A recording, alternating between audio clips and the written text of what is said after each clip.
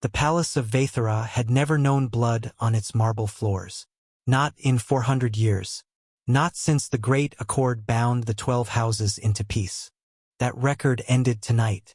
Princess Ilyara Ves'thani, heir to the silver throne of the Ashen Compact, pressed her back against a cold pillar in the East Garden, listening to boots crunch on gravel. 3 sets, maybe 4. Her twin hearts hammered against her ribs. An alien rhythm of pure animal fear. She was 19 years old. She had been trained in diplomacy, in dance. Where is she? A voice hissed in the dark. Not a question. Promise. Ilyara's eyes darted toward the shadows near the fountain, where a tall, quiet figure stood so still she'd almost forgotten he was there. Her bodyguard. The human. He'd been assigned to her 8 months ago, a diplomatic courtesy from Earth, or so the ambassadors called it.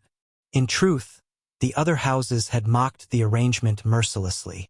A soft-skinned, single-hearted creature from a backwater world, guarding the most valuable life in the compact? They gave you a pet? Lord Kashan had sneered at the coronation banquet, swirling his wine. How touching! The human Marcus, he'd told her once, though she rarely used the name, had said nothing. He never said much of anything. He simply stood at doorways, walked 3 paces behind her, and watched. Always watched. Some of the palace staff whispered that he wasn't really paying attention at all, that his mind wandered somewhere far away while his body performed the motions of duty. Ilyara had begun to believe them, until tonight. The first assassin rounded the pillar with a vibra blade drawn, its edge humming with lethal blue light.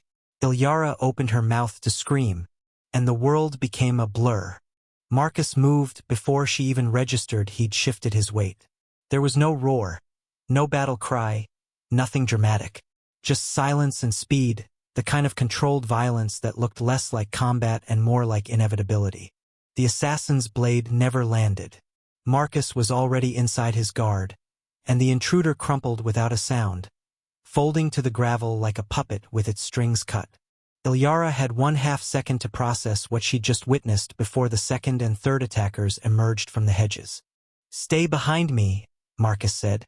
His voice was calm, terrifyingly calm. Not the tone of a soldier bracing for death, the tone of a man simply doing his job.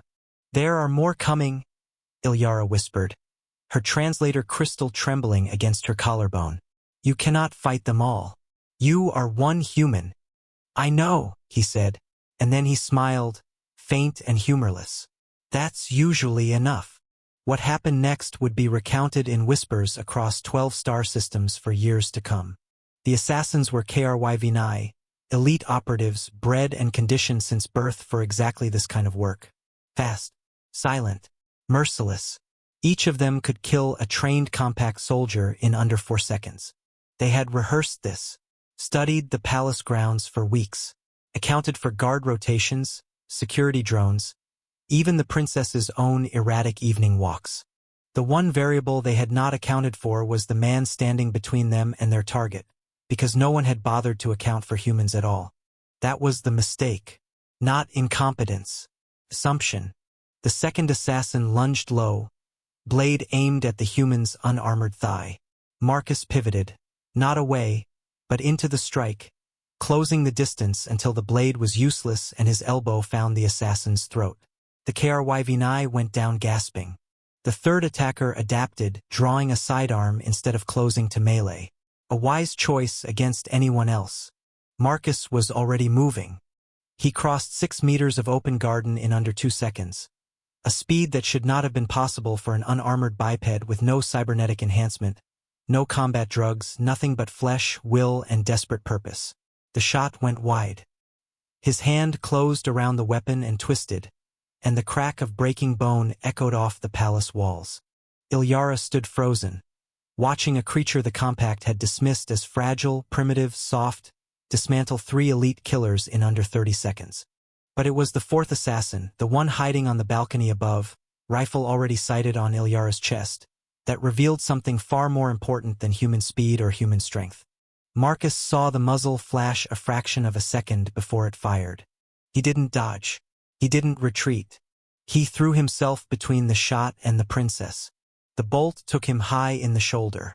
He staggered, dropped to one knee, blood already darkening his uniform, and still he rose.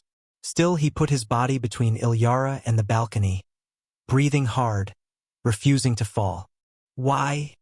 Ilyara gasped, gripping his uninjured arm. "Why would you do that? You could have simply pulled me down. You could have saved yourself the wound entirely."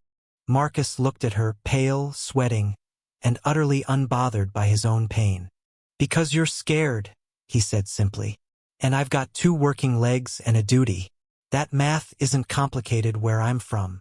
He said it like it was nothing, like sacrifice was arithmetic, like the equation had only ever had one answer. The remaining assassin never got a second shot. Palace security, alerted at last, flooded the garden. But by then it no longer mattered. Word of the attack spread through the compact within hours. But it wasn't the failed assassination that dominated the conversation in the council chambers the next morning. It was the footage. Security drones had captured everything. The speed, the precision, the moment the human threw himself in front of a killing shot without hesitation, without calculation, without even the ghost of self-preservation crossing his face. Lord Cashin Thray, who had once called Marcus a pet, watched the recording in silence, his wine glass forgotten in his hand. "He didn't know if he'd survive," Cashin murmured. "He didn't even check." An aide beside him frowned. "Why would that matter to him, my lord? Isn't that irrational?" Cashin didn't answer immediately. He was still watching the frozen frame, the human's body, angled protectively, blood blooming across his shoulder, eyes still locked on the threat. "No," he finally said quietly. "I don't think it was irrational at all. I think it was the most rational thing I have ever seen."